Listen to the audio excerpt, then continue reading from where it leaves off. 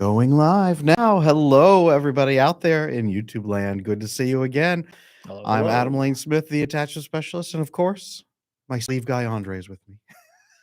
I got a new title. I'm now sleeve guy. Yeah, he was fixing my sleeves yesterday, and then he said, I'm just your sleeve guy. Well, no, you're a little more than that.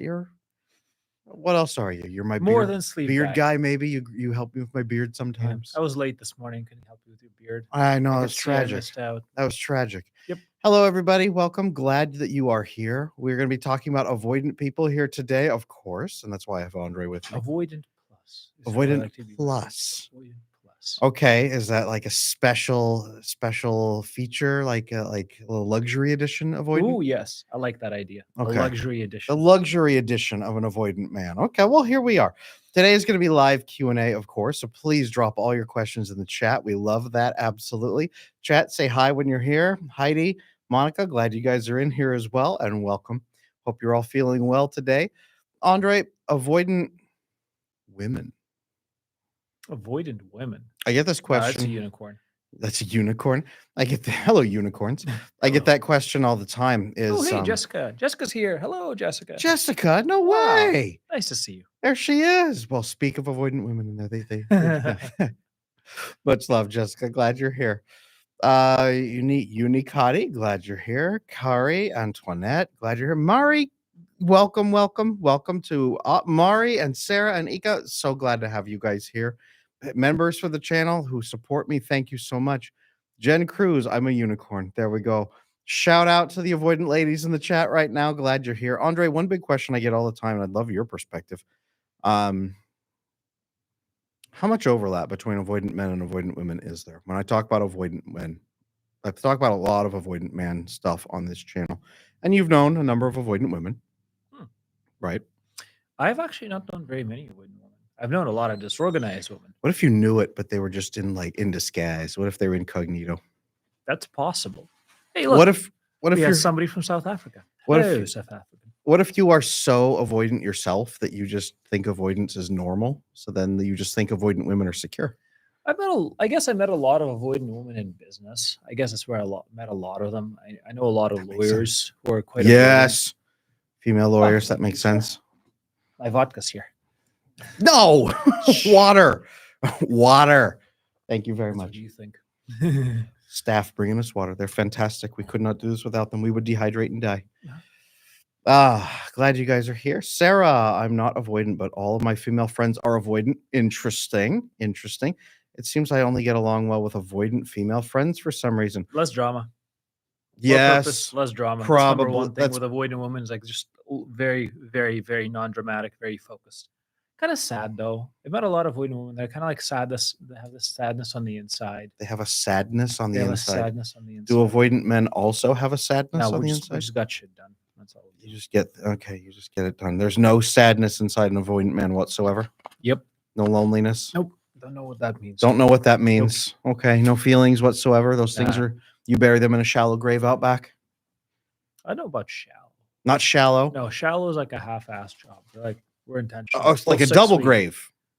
Yeah. Like 12 feet down. Oh yeah. That makes sense. Understood. In a lockbox. Yes. Got it. One question. When to give up hope on no contact with the DA? 2 to 3 months or more. Thank you. Well, I mean, what's the purpose? What's the purpose of the no contact? I am not a fan of no contact unless you intend to never speak to this person again. No contact pretty much seems to mean that a relationship is dead. Not too many people wait around and hope and beg and plead for that relationship to rekindle after a few months. It's pretty much if you go no contact, the relationship's gone. So why? If you don't go no contact to save a relationship, go no contact to end a relationship. That's my thought. In which case, the no contact should be indefinite, forever. Mm-hmm. That's pretty much my other thing. Oh, right? Basically, it means I have walked out on you for good. Right. It means your feelings, your presence, your existence are of no consequence to me. And it means no contact stays no matter what they say. If they message you and they say, oh, my cat just died, I need support, that means you got to stick to no contact. You walked out of their life. Correct. You walked out of their life. You cannot, let yourself be baited back in if they're a bad actor, nor can you actually confuse them and say, well, I am conditionally no contact. No contact is unconditional. You're out. That's like for emergencies. You've ejected. Plane's leaving, that's over. Minimal contact is different from no contact. I agree. With no contact, here's the thing that I think I see. There's a lot of dating gurus teaching this idea of go no contact, and then you can sort out your real feelings. All that is basically someone who's doing that. They are oxytocin addicted. Usually, they are anxiously attached. Sometimes they got love bombed, or sometimes they frankly love bombed themselves and freaked out, and they can't regulate their own emotions, and they don't have anybody else. So they are hyper fixated on getting oxytocin bonding from that one person. This is the risk of having oxytocin obsession with a single person. The research bears this out. That makes your fear worse. It makes your emotional dysregulation worse. You need to diversify that oxytocin portfolio. If you don't do that, you are irresponsible in your relationships. Going no contact is not going to fix that. It will just starve you and freak you out. And the other person will wonder why you blocked them out of your life so easily. Or you will feel bad about wanting to reinitiate contact. And then it becomes massively uncomfortable. And it just does not usually work. So trying no contact to diminish your feelings and get a handle on things, what you really need to do is build oxytocin bonding with friends and family so that you are not hyper dependent upon one person. No contact does not actually serve much of a purpose. Again, unless you want to remove them from your life permanently, which point they usually move on pretty quick. Oh, we got some good questions coming in. So let's go with Sarah because I can see that she's got quite a story going on. Say, if you don't do no contact, how do you raise the attention of the avoidant that you're really hurt and that there are consequences if he doesn't change? Ooh, That is the worst way to get his attention because yeah, you're not getting the good attention. punitive. That's the silent treatment. That's stonewalling them in return. Don't do Hey, that. you're gonna get the worst type of attention. And even if at the beginning it is the attention you want, where they're gonna come back with I don't know, a question of, hey, what's going on? Maybe you did get that attention. You have just taught them that this is the way that you believe the relationship should work, which means that as soon as they have their feelings hurt, which they sometimes do, or they get busy with other feelings, you're going to get the same treatment but worse, Yeah. because you're playing in a game in which they're much more well versed than you are. And I don't think you want to play that game. I think you want to play the opposite game. Yeah, it's punitive measures like that. If you find yourself in a relationship situation where you feel like you have to leverage punitive measures, either either you need to do some work on yourself because that's slipping into manipulative tendencies. And Sarah, from our conversations, I don't think that's you. Or you have been too long in the company of someone who uses a lot of manipulative tendencies. And now it's starting to encroach on you, and you're starting to feel like the only way to fight fire is with more fire, and that starts creating more manipulative tendencies in you as well, and that can happen. If that's the case, frankly, getting the heck out of that relationship is one of the best practices, because if the other person is doing that much manipulation to you, they're not really relating to you as a human being. They're relating to you more as an object for Mm. pleasure. And a good question too from Mari about the minimum contact. Mm. Now, want to talk a little bit about minimum contact? Well, what do you think is good minimum contact for an avoidant person? I guess if you guys are having an argument or having a break, um, minimum contact could come in two ways. It could basically say we are going to go like hard silence for say 3 days. Just say, hey, I'm going to have to go away for a few days, and I'm just going to be out of contact. Heads up. I need that time to think. I need that time to recoup, recharge, whatever.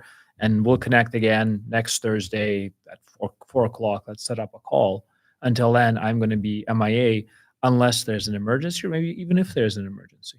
So I think if you go and you foreplay that, then that's something that is much more acceptable. Or you can say, hey, just so you know, I'm going to be at work between 9 and 5, and then I'm going to taking care of something between 5 and 8. I only have 2 hours a day that I can spend with you. And that's just what I have for now. That could also be considered minimum contact, where you're limiting not the quality, but the quantity of time you guys spend. Mm. Minimum contact versus no contact. Yeah, Monica, I see your comment there that it helped you become more secure, but with your ex. And I get that. That's really the point, though, is some people try to go no contact with a partner. They're like, well, let's take a break for 90 days and not be romantic. And then also, I'm going to block you on these channels and block you on my phone, and we won't speak for 90 days. And then we'll reconnect in 90 days, and then we'll be a romantic, loving couple again. And I've seen that a lot. And that's why I have my skeptical face on. This is my skeptical face. That's why I have that. I'm just Is stepping on his toe under the right, table. right. That's ultimately what that is like this. No, that's a complete misunderstanding on how humans are meant to resolve issues. You don't need to step away for 90 days and try to recalibrate your emotions. You really need to have other relationships that are maintaining you. Stepping away and having no contact with an ex without intention of rekindling a deep, intimate relationship, cool. Stepping away and having no contact for a lengthy period of time, but maybe in the future you're willing to have a decent conversation if that's open down the road, maybe. But don't go no contact for the hope of trying to restore a relationship. That's not really how that works. Even marital separations, and I've overseen many marital separations during my work as a marriage and family therapist. They're a last resort, and you shouldn't have no contact necessarily during a marital separation either. Minimal contact, sure, agreements that you're going to meet and have certain discussions. You're going to set certain amounts of time you'll talk to each other, but it's structuring your time together with some time separate, but not extensive periods, and especially not blocking each other, if that makes sense. That's not helpful. Yep. Got some good questions rolling in as Beautiful well. ones. I see that. Yeah, we have a new person, I think Antoinette on the channel. Good question about dismissive avoidance. Why do they prefer friends with benefits? Well, first of all, welcome on the channel. Secondly, friends with benefits are controllable and easy. You're exchanging the thing that you understand as currency, which is sexual favor and dopamine, right? So you're basically hitting each other's dopamine receptors. You're shaking hands and you're leaving. There's no obligations. There's no risk, and there's not as much of a commitment. And that's why they like it, because they say, I understand the transaction that is happening right now. We're here because we both want to be here, and we're here because we will both get something out of it. And that when the transaction is over, and we can re-engage in another transaction when the time is mutually acceptable to both of us. Yeah. So low risk strategy for something that they think they need or they want at the point in time. I can't buy ice cream for myself, but I can buy ice cream for you. So if you buy ice cream for me, I'll give you my ice cream. You give me yours. This is just an exchange of dopamine between two people. It's not fun doing it on your own, but it's better with a partner. Should write a sex ed book for teenagers. I That's- will buy you an ice cream if you buy me an ice cream. Wrong. Yeah. And that's ultimately what it is let's exchange dopamine. And that's usually what they understand. Most of them do not understand the deeper oxytocin bonding. They don't understand why no strings attached does not work. One person in that situation is almost always going to start really building oxytocin bonding, or they've only agreed to friends with benefits because they already have some of that emotional attachment, or they've only agreed to friends with benefits because they have attachment issues or disorganized or anxious, and then they're going to fall deeply in love with you and be overwhelmed by those feelings. It does not work, you guys. It does not work. A good comment from Donna that I see, and she's basically talking about her experience with a guy, and 3 months in, also starts going cold because she feels that he is falling in love with her. He's scared of that. Disorganized. That's disorganized at 3 months. Yeah, it's too fast. Oh yeah. Avoidant people don't freak out at 3 months. Avoidant people freak out at like 6 months, and it's a quieter freak out. Early. Yeah, disorganized style, when it's at 3 months, it's because they are avoidant on the outside but have a core of anxious behavior. And then they begin oxytocin bonding with you, and it feels amazing. It feels like bliss. So it's 90 days of incredible, overwhelming passion, growing increasingly. They're bonding to you, and then they freak out when it starts to get real. And then they start splashing gasoline around. They light a match and throw it and say, "Oh no, who started this mysterious gasoline fire?" And then they leap out the window to escape. And that's generally speaking how that goes with disorganized people, right about 3 to 4 months. Yeah.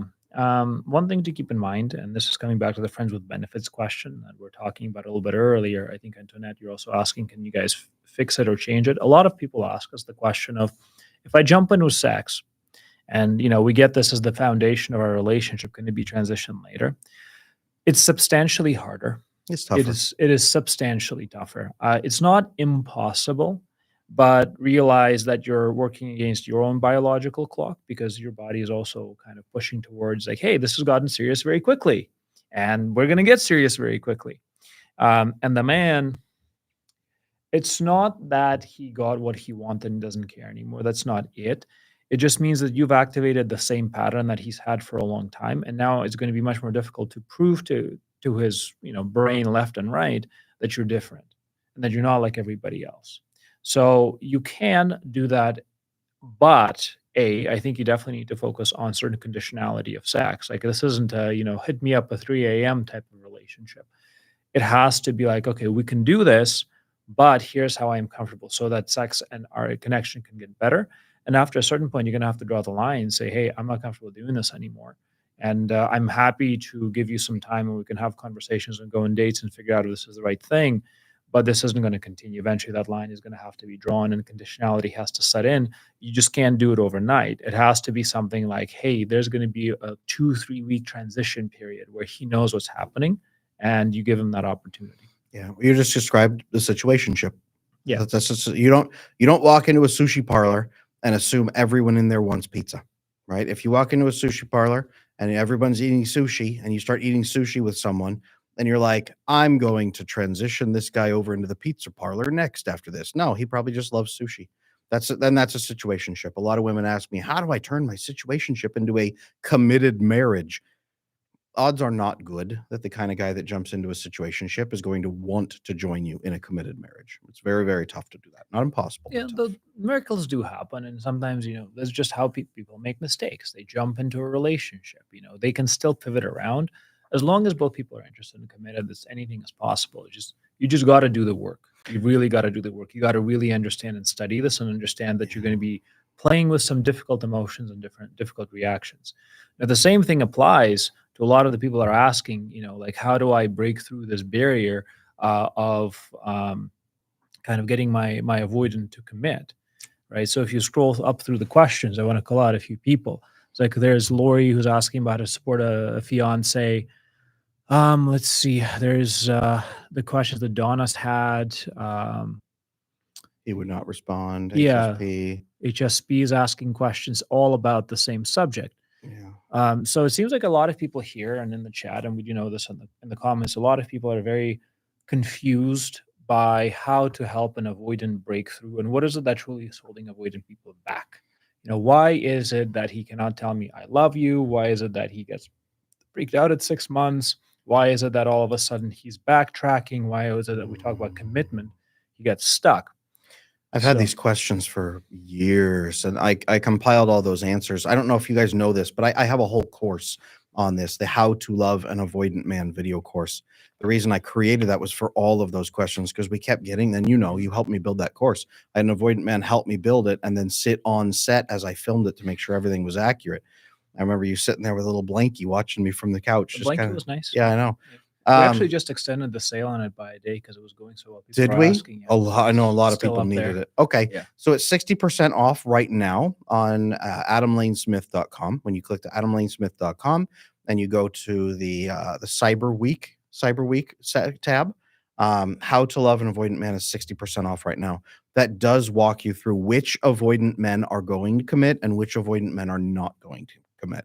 Why avoidant men view commitment as a massively high risk. Why we don't say that they are afraid of commitment. It's that they think it's a very foolish gamble and that they don't see the benefit of it. Why they don't oxytocin bond with you. Why you will bond to them and they will not bond to you and they don't understand why it's a connection. Why if they have sex with somebody else, they'll say that meant nothing to me and why they mean it, but how to make it mean something to them when you are bonding with them, how to earn their trust, and then how to get your needs met because you can't just be a doormat in your relationship with them. That's not the goal here is for you to just never get your needs met and serve them forever. It's also not the goal to keep them avoidant and let them just stay that way for the rest of their life forever running away and you just patiently wait. That's not also the process either. So How to Love an Avoidant Man video course, how to build a secure relationship with your avoidant person so that they want to be more secure and bonded with you, be less avoidant, over time really form that deep connected bond. That's the video course for you guys. So Henny has a great question in terms of what do you do with with a man who's giving you a confrontation, right? And he's just refusing. Like we can't really bring somebody for help unless they're willing to. I think the best thing to do is to help them understand that there's something more to discover. And this is to address everybody's questions about what to do next. I think it's going to be a great thing for us to dive into on this specific live stream and really uncover the Band-Aid a little bit. Because I was thinking about this last night and we were having with my girlfriend a conversation. I was like, okay, well, why do people get divorced? Because we had a guest on yesterday and, she was sharing her story of her marriage. And there were like these points in her marriage where she was, considering a divorce and they were considering splitting up. And, obviously kind of freaked her out because she said, well, I never want to be in that circumstance. Why do people end up there? And one thing that kind of came out of our discussion was that People get divorces, people get separated because they don't see no way forward, right? They no longer wish to continue working on a commitment that they have made, and they get separated because of that. So put a pin in this for a sec, and let's come back to somebody who's an avoidant person. So an avoidant person is basically the survival instinct. A survival instinct is hinged on one very important component. The very important component is planning ahead, right? You're planning ahead for when the tiger shows up, or when the neighboring tribe invades, or when you run out of food. That's how it originated. But right now, it's more like you're planning ahead financially. You're planning ahead for your career. You're planning ahead for your physical development. There's a lot of this planning ahead that happens. So put a pin in this too for a sec. Let's add the third component. And the third component is that when we plan ahead, we think of how we are now, but we have a lot of trouble imagining how we're going to be in the future. And this is actually the crucifix of the problem. Because once we start planning ahead, we say, well, I, in my current state, can imagine how I can make, say, $10,000 or $100,000. But I can't imagine how I would make $1 million or $10 million because I'm just not that person yet. So similarly in a relationship, when you ask them to commit, you're saying, I'm asking you to plan ahead for the next 50 years, for the next 100 years, of marriage and relationships, hopefully long enough, medication gets that good or medicine gets that good. But I want you to tell me how you will be the same person in 50 years that you are now. And what you're doing is you're short-circuiting that kind of mid to short-term planning brain by saying, I am now going to sign a contract, a mental contract with you, saying that I am promising that when I'm 45, when I'm 55, and we have kids and my work is crazy, I'm still going to love you exactly the same way. What they're missing is they're missing the map to it. You're trying to get them in their head to make a decision for which they're simply not ready yet. What they have to understand is that you're not actually asking them to step into that full role of 45-year-old parent with 5 kids and a full-time job, cleaning the house, taking care of like a pregnant wife. You're actually asking them to step into the opportunity for that to develop. And I think that's where a lot of these conflicts happen, is that people don't understand, who are avoidant, that this isn't something they have to do like tomorrow. This is something they get to build with you together consensually for the next number of years. And this is why there's a gap. That's it. That's it. And they don't understand the oxytocin bonding, how it's going to grow the intimacy, feel incredible, start releasing serotonin as well. They don't understand their parasympathetic nervous system being calm, being relaxed. They don't understand the boost of productivity, the high quality of life. They don't understand that they're going to extremely enhance their quality of life, but their medical health. Most avoidant people are afraid of that. They don't realize they're going to add a good 15 years of healthy life onto their lifespan. They don't understand that inside those relationships. They just think they're trading a unhappy life with low dopamine for the rest of their life for a life of service. And to them, that sounds like a stupid idea. I think it's fantastic. I've been married 16 years and the oxytocin is amazing. Serotonin is amazing. The release of all those brain chemicals, the enhanced life quality, everything is just phenomenal. Marriage, I think, is truly wonderful for men and women. But avoidant people don't understand that. They don't have that data and they've never really understood it. That's why they fall for situationships. They think a situationship is the pinnacle of joy and pleasure, when situationship is just about as low as you could possibly get on anything. It's just an exchange of dopamine and then you part really quick, or you drag on for years and it hurts people's emotions and hurts them chemically. There's a good question about whether or not situationships are okay. Like one guy is saying, username saying, is like, our situationships are not good for women. I agree. They're not good for anybody, No, actually. they're especially bad for women. If you go back on my channel, you're going to find how a video called "How Casual Sex Hurts Women." You're going to go find that video here on my channel. How it opposes the way the female brain and the female hormones operate. You're going to find that here on my channel. I'm very, very clear about casual sex being bad for pretty much everybody, and especially for women. It's not a stance I'm going to have to defend. Yeah. So Melissa and Sarah are asking around kind of the same subject about uncertainty, right? It's like, so if Sarah's trying to preach to her man, as I understand, and well, so actually scroll up. Yeah. Sarah says wants to point out to the avoidant that his concepts of a romantic relationships are wrong and they could be improved, but it feels like she's preaching and blaming. Right. And here's the thing, right? I understand again where you guys are both coming from. right? From the perspective of, is the uncertainty the source of the issue? Yes, it is actually a source of the issue. No, hello, username.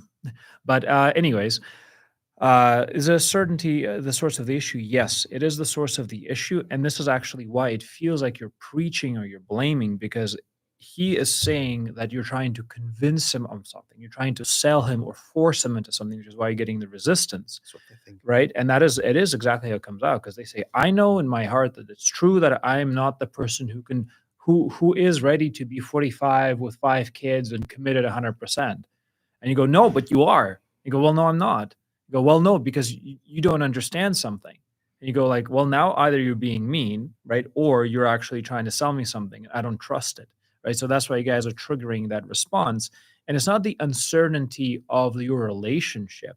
It is simply because they don't really understand progress. They think they're going to be stuck in this mentality forever. I remember very early on, you and me, when we just barely started working, I remember just asking you some questions about, well, what do you think makes other people want to be in relationships? What do you think makes people stay together? What do you think makes it work? Do you think it's magic? Do you think it's a roll of the dice? Do you Unicorns. think you're born wrong? Yeah, unicorns. Well, and I asked you, what do you think for the people that make it? What do you think that is? And I remember you were kind of like, well, I'm not really sure. I said, well, let's look at some data. And we just started looking at some data, asking questions, looking at research. It was very non-threatening, or at least I didn't feel like I was threatening you. And that's how avoidant people tend to respond well, is you ask them honest questions, have a conversation, and then show them some data and say, okay, are you willing to look at some more data? Are you willing to This do was some right testing? after you showed me your jackalope head on your wall. That cool jackalope? Yeah. It's like- That and then he actually started what's that, asking me attachment questions like, look at this dead animal I killed. is that what made you Right. trust And then me? he goes, let the me ask you the about hunting your trophies? relationships. Yep. Okay, so hunting trophies. Ladies, more hunting trophies. Avoidant men will trust you apparently for hunting trophies on your wall. Yes. Now we got some good questions coming in from Mari K and from Christina. Christina. Yeah. So what is that good question? What is that pivotal point where they decide to start Ooh. working in their relationship? Ooh, because they're not happy. Quite frankly, I mean, in life, people think avoidant people are happy. No, they're not. They're not really happy. They go from stress to dopamine to stress to dopamine to stress to dopamine. They have dopamine hits for achievements, but they're really not happy. And eventually they reach a point where they have such a long, rough patch, or they lose something that was very important to them. They lose somebody. They have a spark of a little oxytocin, or they have some good relationship, or they wear through so many good people and they say, something's wrong with me. These were 3 good women back to back that I could not maintain my passion for. What's wrong with me? And they start to see that. Those are some of the pieces that I've That's seen. few though. That's usually if you guys are in a relationship and you see that a man is actually turning himself around, is because you have given him hope, right? Because you have given him a certain dream, and in that dream he goes, okay, I now have something to fight for. I have a vision. Because the problem with the people that avoidance leaves is because they have no vision. Like, this strategy has run its course, Mm, and this relationship is over. There's nothing more to be found here. mm, And all you're doing is you're clinging to me out of desperation. It is the responsible thing for me to do to leave so I don't break your heart, is the dialogue that happens. mhm. Now, if instead you can give him a vision how he can stay and you can both win, that's when the progress starts happening, but it's not going to be by shame or blame, right? So you cannot shame somebody saying, hey, there's something wrong with you, you need to fix it, or blame, how could you do this to me? Didn't you promise? None of those strategies work. All they do is they exacerbate the issue, yeah. and they basically make you feel like, hey, I'm correct. This person is so desperately clinging to me. It is the responsible and the good and moral thing to leave. What do you think is a good way to implant in an avoidant man hope that real love can exist? That's a billion-dollar question, isn't it? Well, but what's your thought as an avoidant man? It's a good question, because what has to happen is, first of all, you guys need to be able to go back to the roots. What is it that made you guys get together in the first place? What was it in you that he really resonated with and picked? And hopefully it was more than just sex. What was the nature of some of the special moments you guys have shared? Helping him find what those were. Maybe it's a shared vision. Maybe it's an amazing time you guys have spent. Maybe there's like certain moments of connection that you guys have shared. That is the foundation upon which you have to build, right? Because somewhere in the plenitude of experiences, you guys have shared good experiences which have led you guys this far, but there's also experiences that, were misconnections, maybe bad experiences where you guys just did not properly, bond. And that's what's freaking him out. His balance of good and bad is now starting to skew and the pressure is starting to grow. So that whole soup is about to explode. What was it that made you finally believe that there was something better than the relationships you'd been living? What was that? What was your catalyst? For me, it was a lot of it was spiritual and religious concepts, right? Because once you can learn them in that framework, then you can apply them to the rest of your life. If somebody isn't spiritual or religious, it's very hard to explain because if Well, they didn't receive that in childhood and they didn't learn that in adulthood, like how can you prove it to them? well, what was the catalyst when you and I started working together? What finally punched through inside your brain? Was it something I said? Was it something you experienced? Was it a rock bottom feeling? Was it an inspiration from your child? I mean, what was it that finally punched through where you said, you know what? Maybe there's something more and I'm willing to take a closer look. It was honestly just like it's not that there's something more. It's just like, well, why not learn something? It was a curiosity. It was an openness and a curiosity because there wasn't really anything to lose from learning. It was just interesting. It Okay. was interesting and there was no pressure. It was already at the end of a relationship. So it's Okay. not like there was anything to lose. And it was just like, okay, this is cool. This is interesting. There was no threat over the top of my head that I must do something or somebody else is going to get hurt. Okay. What allowed you to be curious? Was it just that you were kind of in pain and you said, hey, here's an option. Maybe I'll just take some time and learn. I'm kind of in pain. I'm kind of lonely. And there's an option. Someone is telling me there's something cool here. Maybe I'll take 5 minutes and learn about it. Was that what it was? Just caught you at the right moment? It was that plus that we all have a dream. Like every avoidant person, honestly, every person in general has a dream, and every dream is typically tied to some form of relationship. Very few people are like, I will intentionally be alone forever. Like maybe, there's people who like go into like monasticism, for example, and they're Sure. like, yeah, this is great.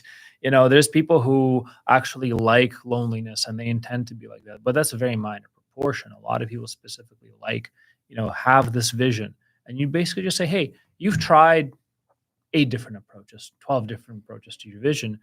Let me show you a new one. Maybe this is the one. Oh, you have a dream, you have a vision. You've tried your approaches and they don't seem to be getting you there. I do have an option and it's backed up by some data. Would you like to hear about it? Would you like to see some of the research?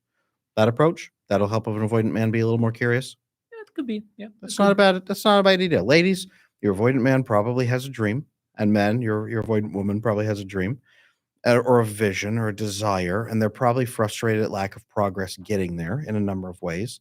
Offer them a new opportunity to learn that would accelerate their progress toward their vision, and offer to look at some research with them and see if they're curious about it. If they are, fantastic. Most avoidant people I have found are pretty amenable to that. That's not threatening, typically. The research part. Yeah. Hey, you know what? I think I have something that could help you. It will also help me, right? It will help both of us and we'll both benefit from it, but there is some research to back it up. Would you like to learn about this? Mm. Yeah, it's not bad. It's not bad. Yeah. All Yeah. right, let's go back to some of Avoidant the approved. questions. I think we answered a bunch of them. Yeah, we're trying to. These are good. Guys, keep them coming. This is awesome. How to work on oxytocin addiction. Honestly, it's diversifying your portfolio to have multiple sources of oxytocin in your life so you're not fixated, hyper focused on one person. Mhm. If you have oxytocin from 2, 3, 4 people in your life, family members, friends, right? If you're doing that, then you're not starving. If you go to the grocery store and you haven't eaten in 3 days, what aisles are you going to go down? Not the healthy aisles. If you go to the grocery store and you've just eaten a pretty good, nutritious meal, you're probably going to go to the best healthy aisles and get the food. Okay, yeah, I have time to cook. Yep, I have time to do this. Yes, this sounds great. You'll pick healthier food. Don't go dating starving for oxytocin. That's what I say. That's pretty good advice. There we go. All right, let's see what we got.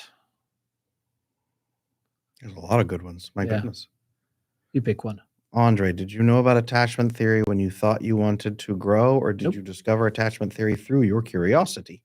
I literally was It was thrust upon Yeah, you, it was kind of. thrust upon me. Yeah, when we were getting a divorce, we're just actually going through separation. My ex was like, "You should talk to Adam." I was like, "Okay, who is Adam? Who is Adam? Who is Why would I Adam?" talk to And that I guy? get on a call with Adam, and she told me, "It's like, oh, it's just the way that humans attach to each other and bond, and that can maybe help us fix some things." And by the time that I already connected with Adam, it was far too late for It was that far too late. specific. Yeah, I have this savage animal magnetism. that's right. So I just jumped in, talked to Adam, and he just said, "Look, it was very gentle. It was very gentle, and he was very kind of convinced that this was something to explore." And I think initially what it was like, it was his confidence and optimism that really stood out to me. And if you can actually have the same belief in attachment theory, fix your own attachment, remove the triggers that trigger a lot of avoidant people, and then use that to showcase that it works, I think that was the best sale. It wasn't even anything that Adam said because, how can you really say something? It's like, I've heard so many people talk about so much stuff, but it's more like, hey, this really works. Just sit back, relax, enjoy the show. That made a big difference. Sarah, I realize it's not that we can't have enough quality time. It's that he puts a cap to the amount and intensity of fun and intimacy we're having. It's as if he would intentionally or even unconsciously cut everything across an invisible line. So he's halting it when you guys get too close, too intimate, too bonded, too connected. He's calling a stop to it. Um, do purely avoidant men do that? Because I certainly know that disorganized men do that when they start to feel the oxytocin rise. Not intentionally. Not No. intentionally. Like maybe what it is like sometimes you hit a cap. There's only a certain amount of intimacy you can sustain because it's just not how your body works. You're not used to it. And then anything more is just excessive, and there's just your nervous system hasn't grown into it yet. You just have not raised the right levels of whatever it is you're working on, oxytocin, vasopressin, and that's just a very natural cap. And you say, "This is it," and then you track it, just like any other skill. You said, "Well, I could, run a mile in this time 2 weeks ago, and I can run a mile this time. I can lift this much right now, and I can lift this much in 2 weeks." Just accept that you guys are going to hit the limit. It's going to grow over time. Don't expect them to be at your level ever. He's probably going to be slightly less emotional and intimate and everything else with you. For quite a long time. Probably forever. But eventually it won't even be an awareness, though. It will be sharing and bonding. Eventually he'll get to a place where he wants to care for your needs, even if he doesn't understand them, even if they're a little bit of a stretch for him. He'll want to care for you. That's inside that How to Love an Avoidant Man video course. It's in there.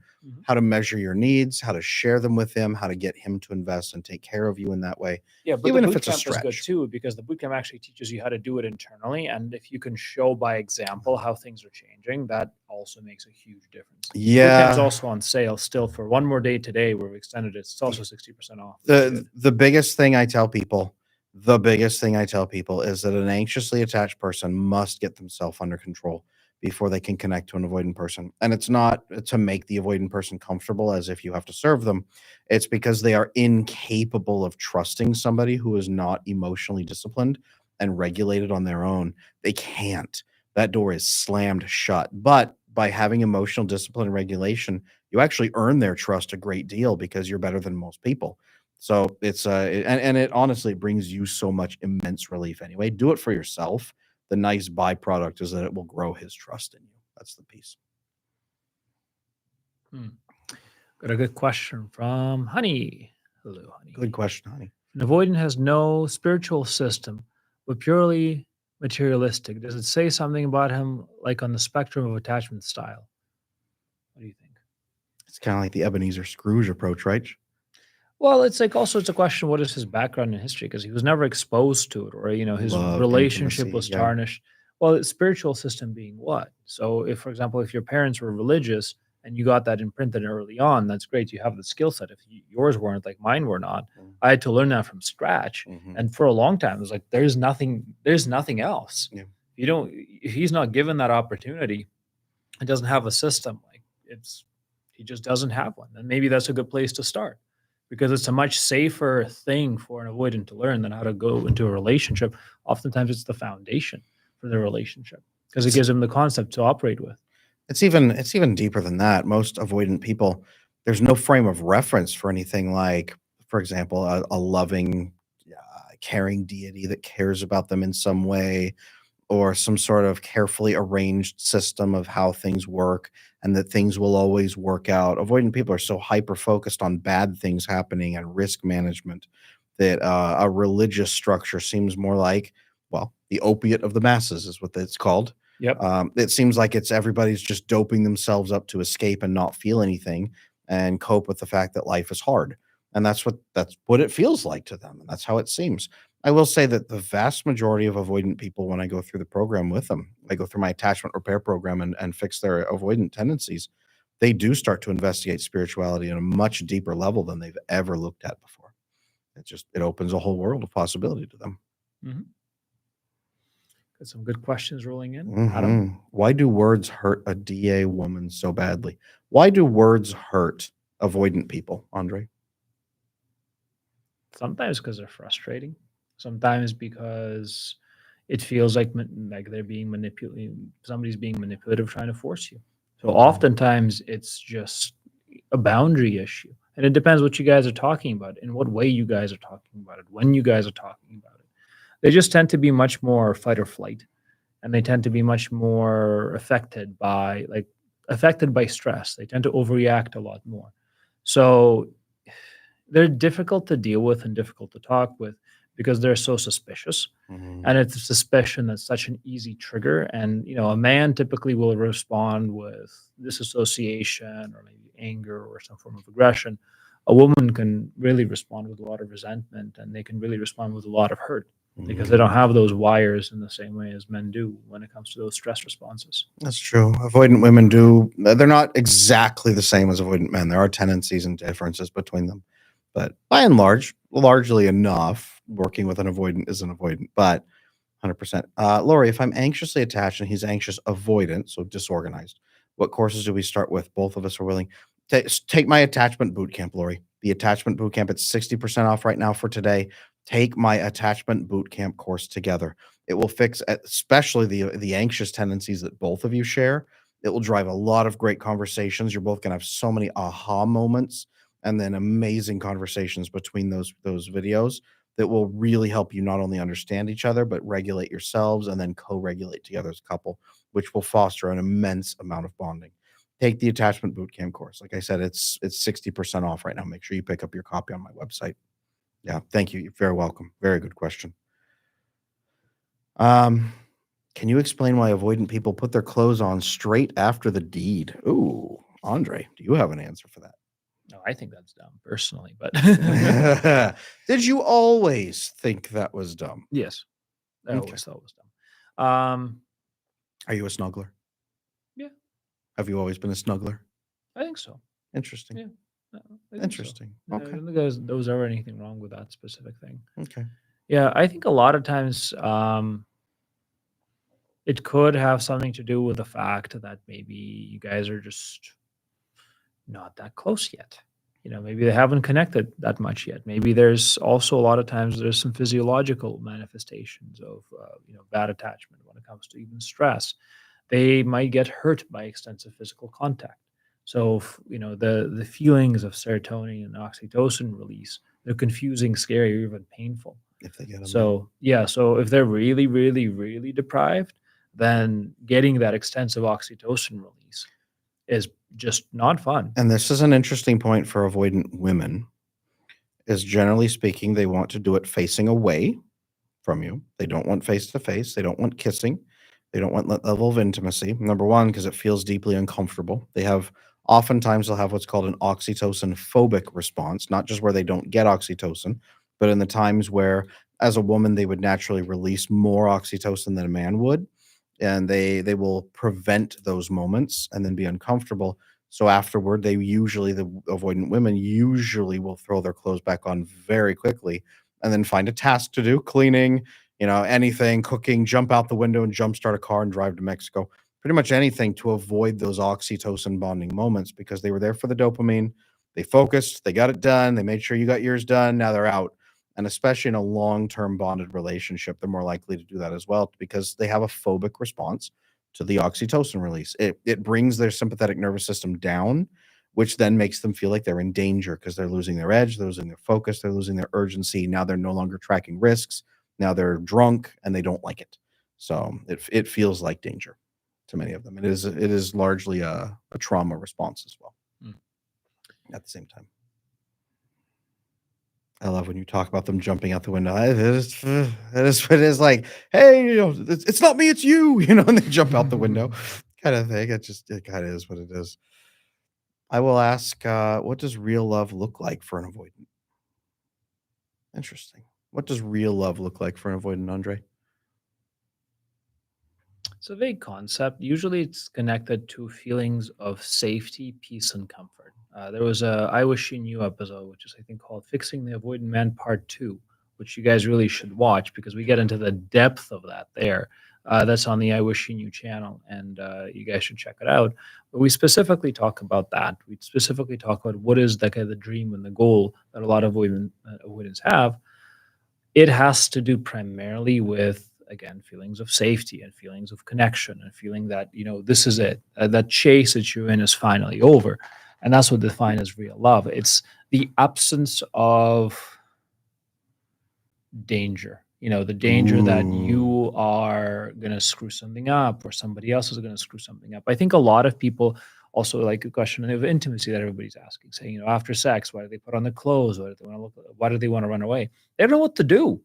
They Yeah. don't. They literally have zero skills for nice, soft pillow talk and aftercare.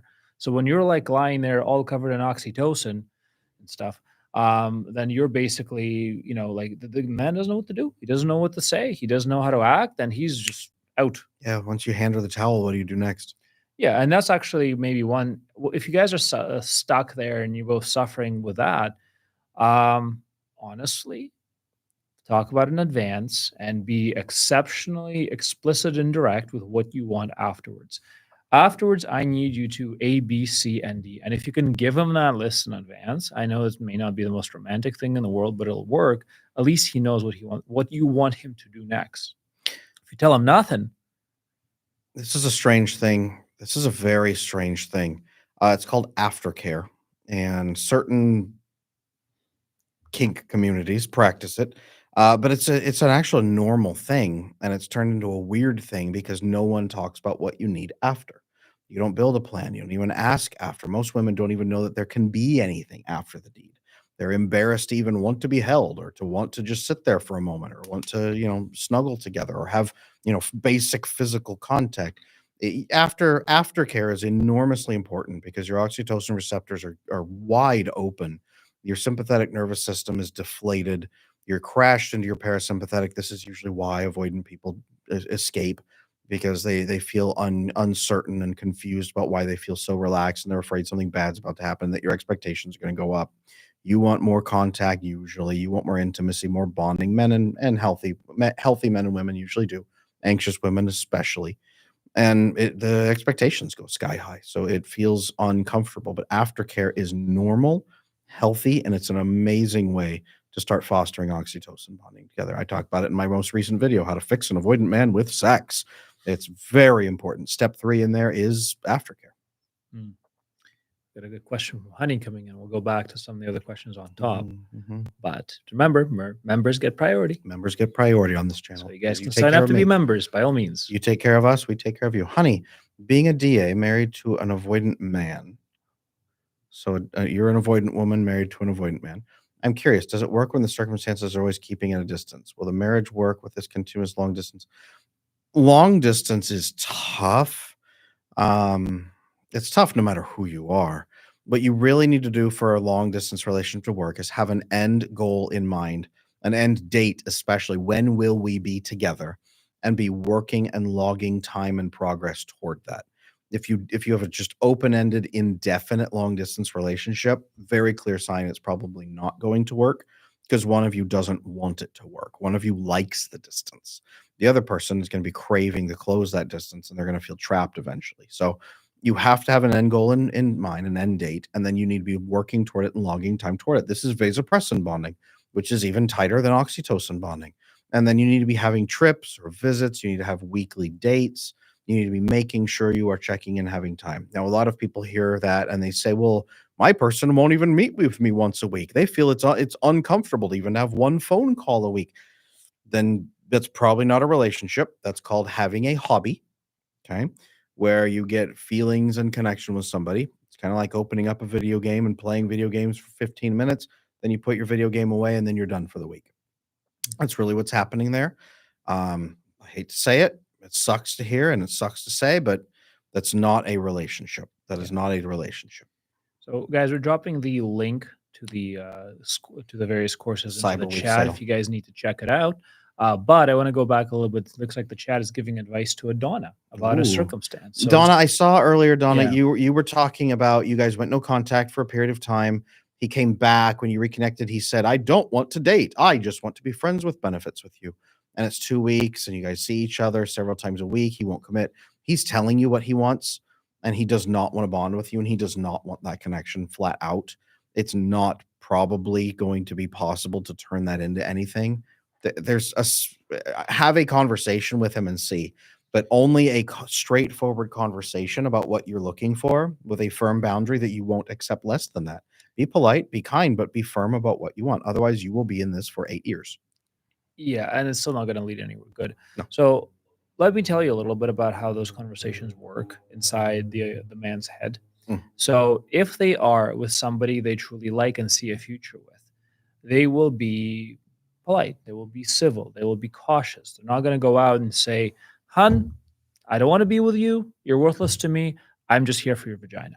They're not going to say that because they will obviously understand and assess the risk that this is likely going to damage your relationship.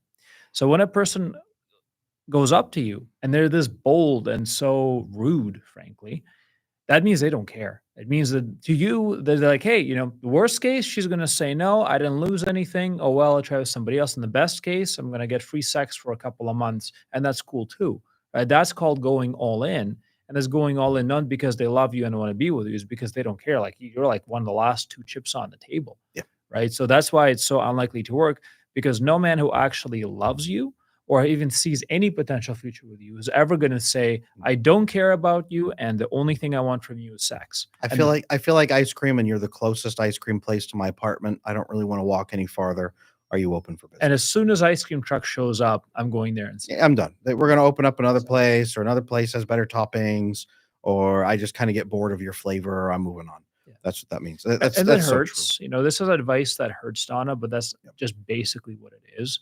And I think the sooner that you can have some form of peace with it, there is closure now. There's closure. And it's just not everybody is for you. Not everybody likes you. Not everybody appreciates you. Not everybody is a good person, right? There's also a lot of good people out there who will understand that and appreciate it. And it's better you find out now than you find out 8 years in when you have 2 kids. Because trust me, I've been through a divorce and they're no fun. They're not fun. Beatrice, my boyfriend's an avoidant and he's a firefighter. Very actually common for that to go together, first responders, and for them to have levels of trauma as well. Always tired, stressed, of course, addicted to dopamine. Yes, we're finally able to bond better. I'm glad. Glad you, Adam. Still trying to figure out how to make him open up more and enjoy the short time we have together. I love it. Make sure you check out a couple things. One is that video I have on this channel, how to fix an avoidant man with sex and how to bond him to you with sex. It was just a couple of weeks ago. It's the 3-step process. It includes an octopus. I recommend you go watch that video. Everyone in here chat, can you vouch for the octopus? Does it work? Does the octopus work or what? I know it does. Second, Beatrice, if you haven't checked out the How to Love an Avoidant Man video course to get that bonding and that trust and really help him immerse with you, remember that first responders especially have a tremendous amount of trauma that they've experienced and they see and they live out over and over in the course of their work. It's a heavy sacrifice that they make for the rest of us, and we're grateful for that. Remember that he needs someone to talk to. That might be you at times to share with you. That could be helpful for him to sort of process and unpack with you. If he needs a priest or a pastor or a mentor, somebody to help. There's also that. Just work on that trust with him so he can share with you when he needs to. That would be a really great thing. You both look sleek. Thank you, honey. I appreciate that. There's actually a good question up top about generational trauma and attachment that I think we should tackle. If you scroll up a little bit. Generational trauma and attachment. A little higher, a little higher. Right there here. we go. Mike 009. Does generational trauma determine attachment style with and how much? Being from Eastern Europe like Andrey, I think lots of our attachments defined by generational trauma. Mike, I hope you saw the most recent episodes with me and Andre where we actually unpack generational trauma from Eastern Europe Yeah, today I with wish you Andre. knew. Yeah, I wish you knew the second episode of How to Fix an Avoidant Man. How to Fix an Avoidant Man Part That's 2. up on the I Wish You Knew channel. You I guys wish should you take knew a the look. podcast. Yeah. That's the set that we're on right now. Actually, we're filming the podcast here right now after this. So So I bought your How to Love an Avoidant Man. It's brilliant, but some avoidants are too far gone. They can be. They can be, Ishtar. They can be. to briefly answer generational trauma conversation, yes, and so Yes, first of all, yes, of course, there's an impact, but there's a greater level, and the greater level there is that because if your family is from Eastern Europe, they lived in a very different society, and the number of mechanisms that were there to protect and help people are not here. Right, this is just how it works.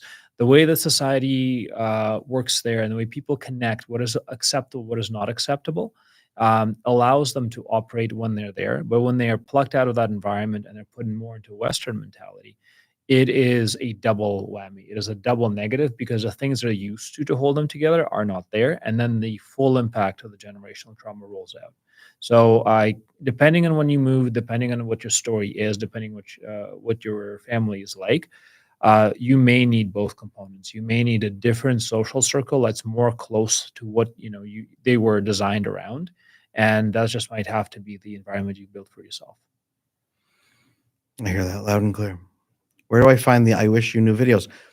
If you go on YouTube and just search I Wish You Knew podcast, it's our entire podcast. It has its own channel. It's on everywhere where you can find podcasts, every platform.